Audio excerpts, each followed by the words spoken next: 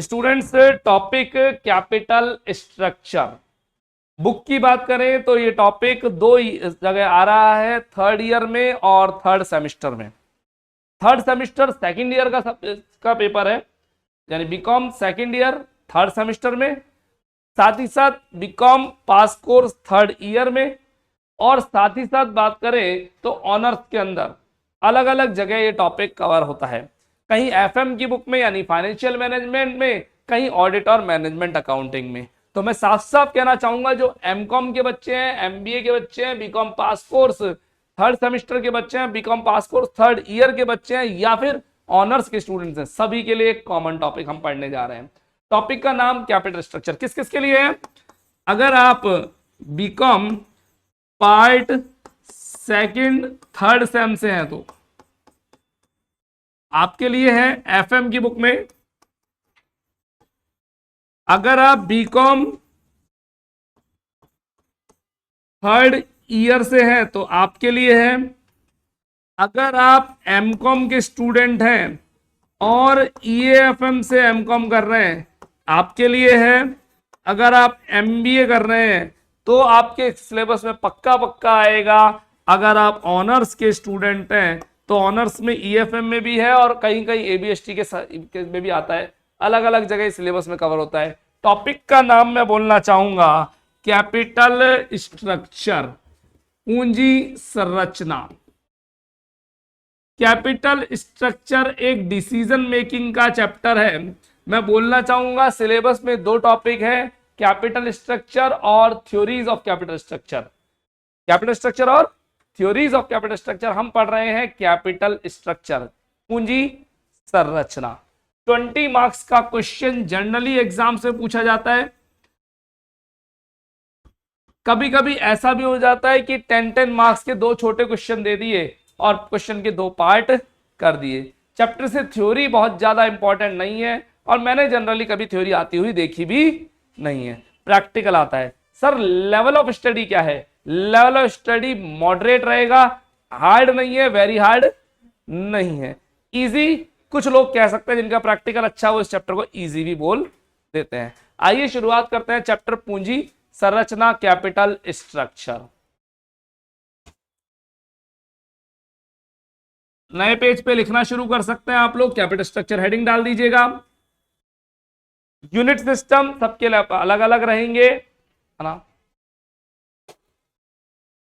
आपको unit system का plan हम लोग शेयर कर देंगे। प्लीज व्हाट्सएप पे डिमांड कर लीजिए। आपका जो भी क्लास है, क्लास लिख करके, सब्जेक्ट का नाम लिख करके, आप अगर थर्ड ईयर के स्टूडेंट है तो ऑडिट मैनेजमेंट लिख दीजिएगा, और अगर आप BCom part second third sem के बच्चे हैं तो एफएम सिलेबस करके या स्टार रेटिंग करके आप व्हाट्सएप करें। मेरा फोन नंबर 9983912345 पे आपको इजीली पूरा सिलेबस मिल जाएगा और उसमें यूनिट सिस्टम समझा दिया जाएगा। समझा हुआ है, वहां पे लिखा हुआ है। आइए कैपिटल स्ट्रक्चर शुरू करते हैं बच्चों।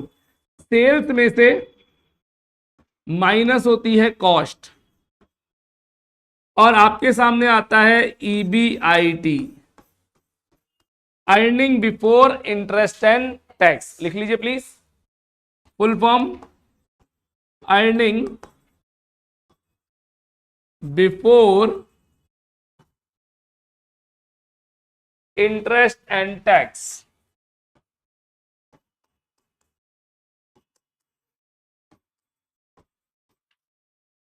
Earning before interest and tax, इसे कुछ लोग पीबीआईटी भी बोलते हैं। अर्निंग वर्ड को प्रॉफिट वर्ड से रिप्लेस कर देते हैं, profit before interest and tax लिख लिया जाता है। चलिए तो माइनस करते हैं इसमें से हम इंटरेस्ट, माइनस करते हैं इसमें से इंटरेस्ट। इंटरेस्ट अमाउंट माइनस करते हमारे पास आता है EBT. The full form is earning before tax. Full form earning before tax, EBT. फिर कहूंगा अर्निंग वर्ड को प्रॉफिट वर्ड से रिप्लेस करें तो प्रॉफिट बिफोर टैक्स आप सभी ने 12th क्लास में भी सुना है और उसके आगे भी फर्स्ट ईयर में भी सुना है, सेकंड ईयर में भी सुना है, हर जगह सुनते हैं। पूरे कॉमर्स का एक बेसिक वर्ड है। टैक्स माइनस कर दें। टैक्स की जनरली रेट 50% होती है। आजकल कुछ जगह 30% टैक्स की रेट भी मानने लग गए हैं। क्वेश्चन में अगर टैक्स की रेट दे रखी हो तो बहुत अच्छी बात, नहीं दियो तो यू कैन अज्यूम 50%, 50 प्लीज 50 मानिएगा, 30 नहीं, है ना। अभी 30 चल रहा है, कई जगह 50 चल रहा है, पर आप 50 मान के चलें। टैक्स माइनस करने के बाद आ जाता है मेरे पास earning after tax, earning after tax EAT, फिर कहूंगा इसे प्रॉफिट आफ्टर टैक्स भी बोला जाता है। प्रॉफिट आफ्टर टैक्स, टैक्स देने के बाद। बाहर वालों का पेमेंट हो गया, जिनसे लोन ले रखा था उन्हें इंटरेस्ट पे कर दिया और गवर्नमेंट को टैक्स पे कर दिया। दोनों बाहर की पार्टीज थी, है ना। बैंक वाले लोन ले फिर इंटरेस्ट ले गए, गवर्नमेंट अपना टैक्स ले गई। अब घर वालों को पेमेंट किया जाएगा। घर वालों में भी मालिक हैं दो प्रकार के, प्रेफरेंस शेयर होल्डर और इक्विटी शेयर होल्डर। जानते हैं प्रेफरेंस यानी नाम ही क्या है, प्रेफरेंस। इनको प्रेफरेंस देनी है तो पहले इन्हें डिविडेंड दिया जाएगा। तो पेमेंट कर रहे हैं हम प्रेफरेंस शेयर डिविडेंड का, प्रॉफिट में से हिस्सा दिया जा रहा है, एक पार्टेशन जो इनका बनता है प्रेफरेंस शेयर्स का। आप जानते हैं इन्हें फिक्स रेट से डिविडेंड दिया जाता है ना, इनको पे कर देंगे। अब जो प्रॉफिट बचा है वो किसके लिए बचा है बच्चों, profit for equity share holders, profit for equity share holders. Profit बचा है इक्विटी शेयर होल्डर्स के लिए, डिवाइडेड बाय करेंगे इसे हम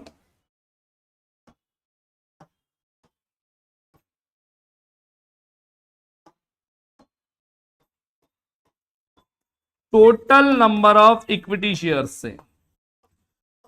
total number of equity shares, गौर फरमाइएगा मैंने यहां टोटल वर्ड काम में लिया है, टोटल वर्ड लिखना बहुत जरूरी है। नंबर ऑफ इक्विटी शेयर से डिवाइड नहीं करना, क्योंकि इक्विटी शेयर्स दो प्रकार के होंगे यहाँ पे, 2 types of equity share, old और new.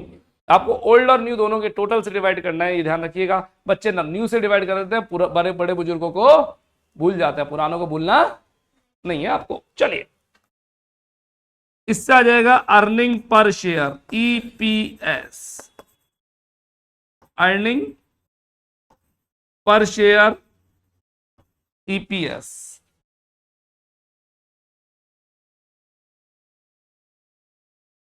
Earning per share EPS।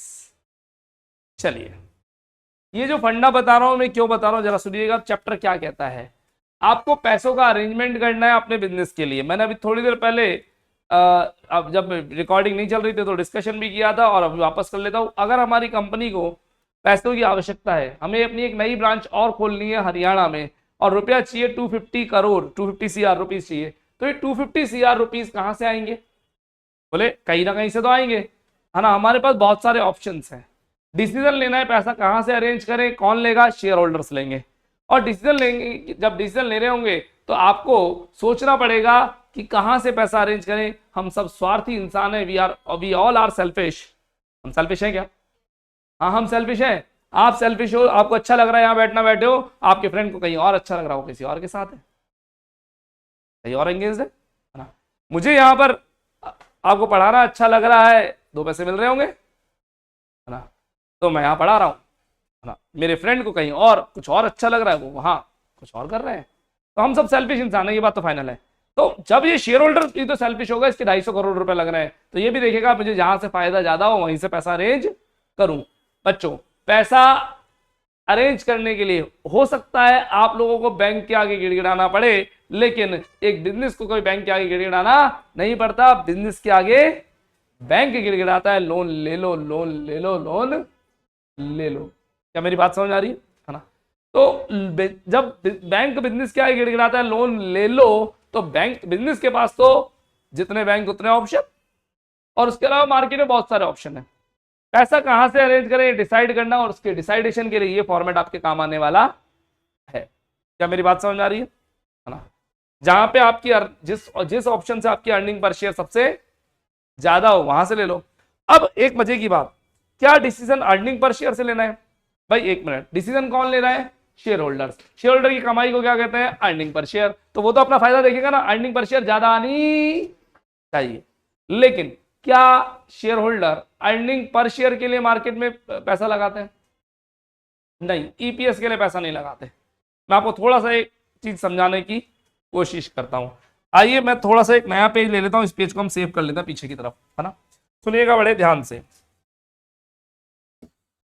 एक कंपनी उठा लेते हैं हम, एमआरएफ लिमिटेड, जानी मानी कंपनी, टायर्स का काम है मेनली, और हम कह सकते हैं सबसे महंगा शेयर इसी का आता है जनरली, है ना। अभी मार्केट में थोड़े दिन पहले एक शेयर ने इसकी प्राइस को क्रॉस किया था, है ना, वो रिकॉर्ड टूटा था, पर हम उसको एक्सेप्शनल केस को साइड रखते हैं और इस एमआरएफ को ही लीडर मानेंगे, है ना। मान लें एक बार लीडर। चलिए बात करते हैं इसके शेयर्स की प्राइस की। आप जब इसके शेयर की प्राइस देखोगे तो प्लीज मार्केट प्राइस चेक कर रहे हैं, अभी क्या आ रही है इसकी मार्केट प्राइस। करिए Google MRF share market price, अभी राइट नाउ आपको दिखा देगा, मार्केट खुला हुआ है। स्मार्ट बोर्ड में नेट कनेक्ट नहीं है, नहीं तो मैं आपको यहां पे भी दिखा देता।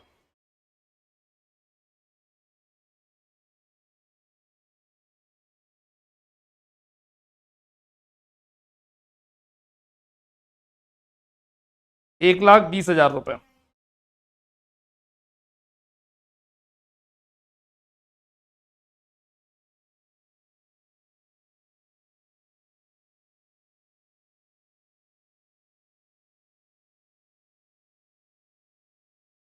ठीक है, ₹1,20,000 इसकी मार्केट प्राइस आ रही है आज की डेट की।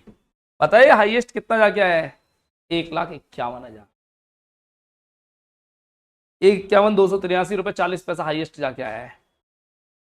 अभी साल भर भी नहीं हुआ उस बात को। 1,51,000 हाईएस्ट जाके आया है, बूम पकड़ता हुआ। और आज से ठीक लगभग 8 महीने 10 महीने पहले मैंने इसको क्लास में डिस्कस किया था, तब इसकी रेट 70,000 रुपए थी, 70,000। कुछ फाइनल ईयर के बच्चे मेरे पास बैठे जिनको सेकंड ईयर में डिस्कस किया था, तो कितनी थी? 70,000। 70 का माल 1.5 लाख, साल भर भी नहीं हुआ और 10 डबल, है ना। अब वापस डाउनफॉल पे, क्योंकि पिछले 20 दिन से मार्केट, 25 दिन से मार्केट गिरे जा रहा है, गिरे जा रहा है, गिरे जा रहा है ना। आज भी अभी ये गिर रहा है, 450 रुपए गिरा हुआ दिख रहा है राइट नाउ। अब आपको अपने टॉपिक पर लेके चलता हूँ, मेन टॉपिक। मार्केट प्राइस आज की डेट में 1,20,000 रुपए है। ऊपर क्या जाके आया, नीचे क्या जाके आया, मैं छोड़ता हूँ एक बार, क्योंकि वो तो सट्टे का सौदा है। इसकी फेस वैल्यू आप जब चेक करेंगे तो पता है कितनी मिलेगी? 10 रुपए का शेयर है रियली में। सर विश्वास नहीं होता, गूगल है, और नहीं तो इतनी सारी वेबसाइट्स हैं, investing.com, moneycontrol.com, है ना, आगे बहुत सारी साइट्स हैं। किसी भी वेबसाइट पे डालो और ऊपर ही ऊपर एमआरएफ शेयर लिख दो, आपको एमआरएफ शेयर की पूरी चिट्ठा दिखा देगा और उसके अंदर फेस वैल्यू दिखाएगा ₹10। 10 रुपए की फेस वैल्यू का शेयर कितने का बिक रहा है? 1,20,000 if you want to buy a single share right now you have to pay 1,20,000। अगर आपको आज की डेट में एक शेयर खरीदना तो 1,20,000 देना पड़ेगा। अब मजे की बात देखिएगा, मैंने एक शेयर खरीदा 1,20,000 रुपए का आज की डेट में, है ना। इस शेयर को पूरे साल भर होल्ड किया, डेट आ गई 31 मार्च, और 31 मार्च को कंपनी ने डिविडेंड पे किया। कंपनी ने डिविडेंड पे करा, मान लेते हैं 10%। 10% डिविडेंड दिया। 10% देती नहीं है कंपनी, 1%, 1.5% बहुत होता है, मैक्सिमम होता है ना। मान लो कंपनी ने दिया 10%, मान लो मैंने कंपनी में कितने रुपए का शेयर खरीदा था? 1,20,000 रुपए का। तो मेरे घर चेक आएगा 12,000 रुपए का। Absolutely wrong. क्या 1,20,000 रुपए लगाए, कंपनी 10% डिविडेंड दिया, तो मेरे घर 12,000 का चेक आना चाहिए? एब्सोल्युटली रॉन्ग, नहीं आएगा। क्यों? क्योंकि हमने ये भी एक बात और पढ़ी हुई है, जिन्होंने नहीं पढ़ी आज पढ़ लीजिएगा, कि डिविडेंड फेस वैल्यू पे दिया जाता है। तो 10% किसका कैलकुलेट होगा? 1,20 का या 10 का? 10 का 10%, मेरे घर 1 रुपए का चेक आएगा। सर 1 रुपए का चेक आता है क्या? क्यों नहीं आता? 30 रुपए, 60 रुपए, 70 रुपए के चेक तो मेरे पास भी खूब पड़े रहते हैं, डिविडेंड आते हैं, है ना। तो 1 रुपए का चेक बनेगा आपके लिए। सर क्या कोई व्यक्ति बेवकूफ है? 1,20,000 रुपए लगाएगा, साल भर रखेगा और फिर कमाएगा कितना रुपया? 1 रुपया। क्या हम शेयर मार्केट में डिविडेंड कमाने के लिए इन्वेस्ट करते हैं? अब क्या जवाब दोगे, यस या no? No. Generally share market में इन्वेस्ट डिविडेंड कमाने के लिए नहीं किया जाता है। फिर शेयर मार्केट में इन्वेस्ट किसके लिए करते हैं? सट्टा खेलने के लिए, मार्केट प्राइस फ्लक्चुएशंस खेलने के लिए, एक दिन में आर या पार करने के लिए। सर 1.20 का शेयर आज खरीदा है, कल मार्केट में अप या डाउन होगा, और एक दिन में मैं इस पर अगर 1000, 2000, 3000, 5000 रुपए कमा लूं, या 5 दिन रख करके 5000 रुपए कमा लूं, तो कैसा रहे? कर सकते हैं? क्या मेरी बात समझ आ रही है ना? चलिए समझाने की हल्की सी कोशिश करता हूं। मैंने आज इसको 1.20 का शेयर सेल कर दिया, आज सेल। क्या हम ऐसा कर सकते हैं? पहले खरीदते हैं फिर बेचते हैं, पहले बेचते हैं फिर खरीदते हैं? जनरल एजम्पशन आप लोग जानते हैं, पहले खरीदते हैं फिर बेचते हैं। जी नहीं, उल्टा भी होता है शेयर मार्केट में, जिसे शॉर्ट सेलिंग बोलते हैं, है ना। शॉर्ट सेलिंग मतलब आपने पहले बेच दिया, बाद में खरीद लिया। अरे भाई, अगर मार्केट ऊपर जा रहा है तो खरीदोगे सस्ते में और बेचोगे महंगे में। अगर ऊपर जा रहा है तो पहले खरीदोगे बाद में बेचोगे। लेकिन मार्केट नीचे जा रहा है तो आज खरीदोगे क्या आप? फिर क्या करोगे आज? अगर मार्केट रोज down down down down down जा रहा है, मगर मैं आज का सिनेरियो बोल दूं, पिछले 25 दिन से 20-25 दिन से मार्केट डाउन ही जा रहा है कंटिन्यू, लगभग सारे शेयर गिर रहे हैं, और अगले कुछ दिनों में कोई बड़ा इवेंट नहीं दिख रहा, तो मेरे को ऐसा लग रहा है कि अगले महीने भर में मार्केट डाउन जाएगा। तो आज कुछ शेयर हम बेच लेते हैं 1,20,000 में, है ना। महीने भर बाद इसको 1,10,000 में अगर खरीद लें तो कैसा रहे? बाय कर लें 1,10,000 में तो कैसा रहे? क्या ऐसा कर सकते हैं? हाँ ऐसा कर सकते हैं। आपको थोड़ा अजीब लग रहा होगा जो शेयर मार्केट से कनेक्टेड नहीं है, कि आज 1,20,000 में इसको बेच दिया, थोड़े दिन बाद 1,10,000 में खरीद लेंगे, हो गया ना प्रॉफिट। तो जो चीज आपके पास है ही नहीं उसको कैसे बेच सकते हो? स्टॉक मार्केट में बेच सकते हैं। शेयर मार्केट में ऐसा संभव है, ऐसा होता है, कर सकते हो आप आसानी से। तो अगर गिरता हुआ मार्केट है, डाउनफॉल मार्केट है, तो मैं आज पहले सेल करूंगा, बाद में बाय करूंगा। और अब अगले 5 दिन में, मान लीजिए आज मैंने खरीदा और अगले 5 दिन बाद में इसको, आज मैंने बेचा, अगले 5 दिन बाद मैं इसको खरीद लूं, तो 5 दिन में मैं इस पर कितने रुपए कमा जाऊंगा? 10,000 रुपए कमा जाऊंगा। तो 5 दिन में 10,000 कमाने या साल भर में 1 रुपया कमाना है?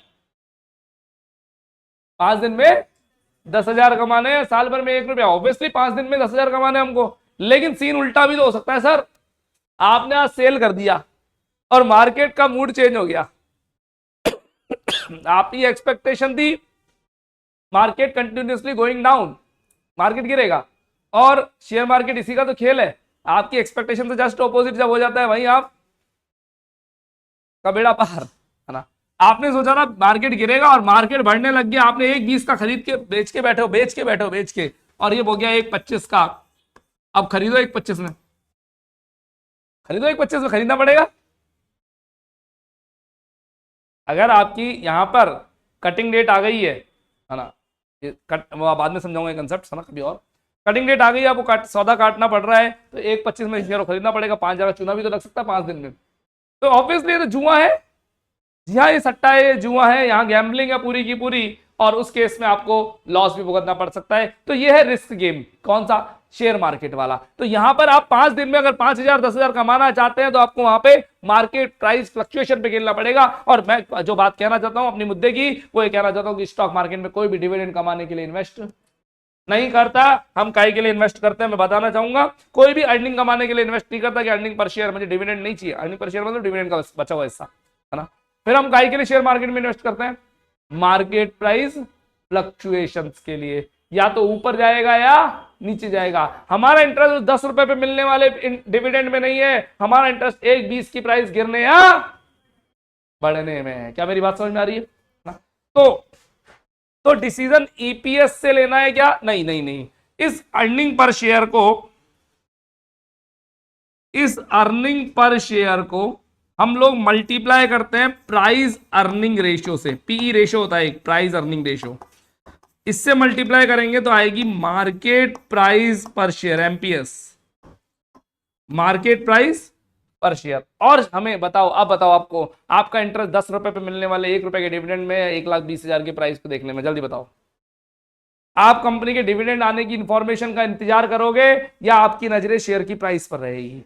शेयर की प्राइस पर रहेगी। तो ईपीएस चाहिए या एमपीएस पे दिमाग लगाओगे? एमपीएस। तो फाइनल डिसीजन किससे लेने का? ईपीएस से या एमपीएस से? एमपीएस से डिसीजन लेने का है। तो इतनी बड़ी रामायण से मैंने आपको क्या समझाने की कोशिश करी कि हम शेयर होल्डर्स, स्वार्थी इंसान, शेयर की प्राइस बढ़ने में इंटरेस्टेड है, ना कि उससे होने वाली 2-5 रुपए की कमाई में। आप लोगों ने डिविडेंड पॉलिसी नाम का एक चैप्टर पढ़ा होगा, याद दिलाता हूं। उसमें मैंने कहा हुआ था कि आप कंपनी से मिलने वाले 5 रुपए में इंटरेस्ट है या 100 के शेयर की वैल्यू 180 बनवाने में इंटरेस्टेड है। कंपनी कहती है 5 रुपए डिविडेंड ले लो या तो आज, या ये डिविडेंड हमारे पास छोड़ दो, हम इस 100 शेयर की प्राइस है 100 की 180 बना देंगे, क्योंकि हम ग्रोथ कंपनी है। तो आप 100 से 180 बनवाने में इंटरेस्ट होगी, 180 जिस दिन आएगा उस दिन वैल्यूएबल होगा, काम आएगा, रादर देन ये 5 रुपए तो रेवेन्यू बन के कभी भी खर्च हो जाएगा। तो हम शेयर्स की प्राइस में इंटरेस्टेड होते हैं, ना कि उससे मिलने वाले डिविडेंड में। क्या मेरी बात समझ में आ रही है ना? ये पूरा फॉर्मेट आपको याद होना चाहिए, प्लीज नोट डाउन करें। जिन्होंने नोट डाउन कर लिया अच्छी बात है। अब इसमें हम थोड़ा सा कंसेप्ट लिखना चाहते हैं ना, आइए। फॉर अरेंजमेंट ऑफ फंड्स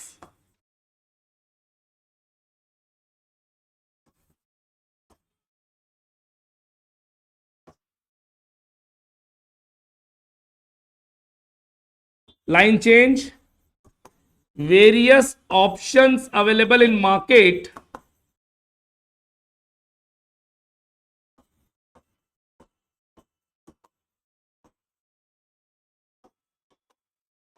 कोषों की व्यवस्था के लिए बाजार में विभिन्न विकल्प मौजूद है।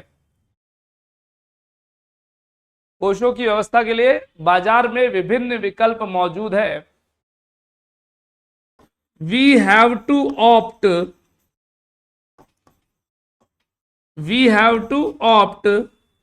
where हमें उसका चयन करना पड़ेगा जहां ईपीएस स्लैश करके एमपीएस, अर्निंग पर शेयर या मार्केट प्राइस पर शेयर इज हाईएस्ट। अब ये मैंने दोनों क्यों लिखा? कभी कभी क्वेश्चन में पी रेशियो नहीं दिया हो, अगर पी रेशियो दे रखा है तब तो हम एमपीएस पे पहुंच जाएंगे और डिसीजन ले लेंगे, पर पी रेशियो नहीं दिया हो तो हम एमपीएस पे पहुंच नहीं सकते, प्राइस अर्निंग रेशियो नहीं हो तो फिर हमें कहां रुकना पड़ेगा? ईपीएस पे। फिर हथाकार करके ईपीएस से ही डिसीजन लेना पड़ेगा। तो ईपीएस नहीं तो एमपीएस, जो हाईएस्ट हो वहां से हमें डिसीजन लेना पड़ेगा। वेयर ईपीएस और एमपीएस इज हाईएस्ट को बॉक्स में पैक करिएगा। तो चैप्टर का नटशेल सार क्या है, समरी क्या है? हमें अरेंजमेंट करना है पैसों का, और पैसों के अरेंजमेंट के मार्केट में बहुत सारे ऑप्शंस हैं। हम पैसे वहां से अरेंज करेंगे जहां से हमें ईपीएस या एमपीएस हाईएस्ट नजर आती हो। चैप्टर का नाम कैपिटल स्ट्रक्चर आपने हेडिंग ऊपर ऊपर डाल दी होगी।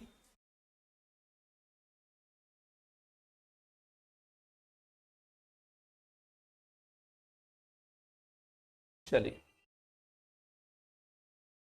बच्चे अभी भी कंफ्यूजन में, सर ऐसा कैसे हो सकता है 10 रुपए का शेयर 1,20,000 रुपए?